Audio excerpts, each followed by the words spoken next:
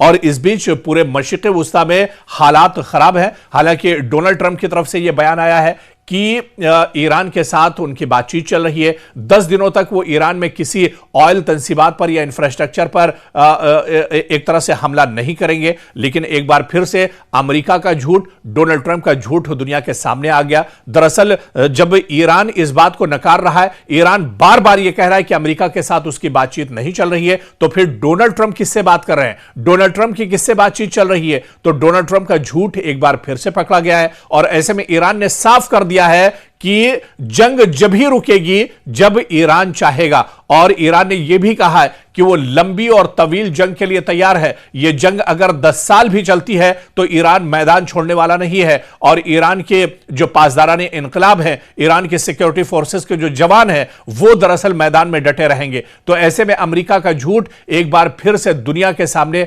निकलकर सामने आ गया है। लेकिन इस बीच आप देखिए कि इस जंग की वजह से पूरी दुनिया में हालात बहुत ज्यादा खराब है, पूरी दुनिया में हाहाकार मचा हुआ है। हालांकि इस बीच ईरान की तरफ से यह भी खबर आया है कि अबनाए हुर्मुज पूरी दुनिया के लिए खुला हुआ है। सिर्फ जो दुश्मन ममालिक हैं, यानी ईरान का इशारा था कि अमेरिका और इजराइल के लिए अबनाए हुर्मुज पर पाबंदी है। इसके अलावा अमेरिका और इजराइल के जो साथी मुल्क हैं, जो अलायंस कंट्रीज हैं, उनके लिए एक तरह से अबनाए हुर्मुज बंद है। बल्कि ईरान ने यह भी कहा कि पाकिस्तान, हिंदुस्तान या दूसरे जो मुल्क हैं, उनके लिए अबनाए हुर्मुज खुला हुआ है, उन पर किसी तरह की कोई पाबंदी नहीं है। तो ईरान ने एक बार यह भी साफ कर दिया है कि दुनिया को परेशान होने की जरूरत नहीं है, अबनाए हुर्मुज का रास्ता खुला हुआ है। सिर्फ इजराइल और अमेरिका के लिए ही यह दरअसल अबनाए हुर्मुज बंद है। इस बीच एक और बड़ी प्रेस कॉन्फ्रेंस डोनाल्ड ट्रंप ने की है और डोनाल्ड ट्रंप ने एक बार फिर से नेटो ममालिक पर गुस्सा जाहिर किया है और इसके अलावा ब्रिटेन पर काफी ज्यादा नाराजगी डोनाल्ड ट्रंप ने जाहिर की है। हालांकि इस प्रेस कॉन्फ्रेंस में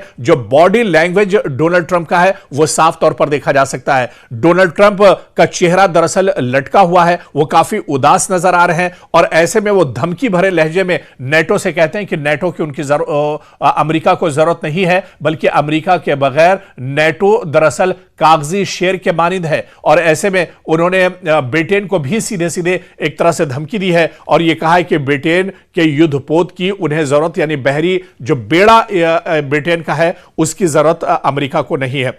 तो कहीं ना कहीं डोनाल्ड ट्रंप भी अब परेशानी का शिकार है। डोनाल्ड ट्रंप भी अब एक तरह से मायूस नजर आ रहे हैं। नेटो ने अमेरिका का साथ देने से मना कर दिया, ब्रिटेन ने अमेरिका का साथ देने से मना कर दिया, मशरिक़ वुस्ता में आप आइए, सऊदी अरब ने एक तरह से मना किया। और इसके अलावा जो बड़ी खबर आ रही है कि कतर ने पूरे तौर से अमेरिका को मना कर दिया है और कतर ने कहा है कि वो अपने एयरबेस और अपने हवाई अड्डे अमेरिका को इस्तेमाल के लिए नहीं देगा। ऐसा ही रुख मशरिक़ वुस्ता में कई और ममालिक का है और फिर ऊपर से इतना ज्यादा दबाव और वहीं पर ईरान और हिजबुल्लाह की तरफ से भयानक हमले लगातार तल अबीब पर किए जा रहे हैं, जिससे अमेरिका की कमर पूरी तरह से टूट चुकी है।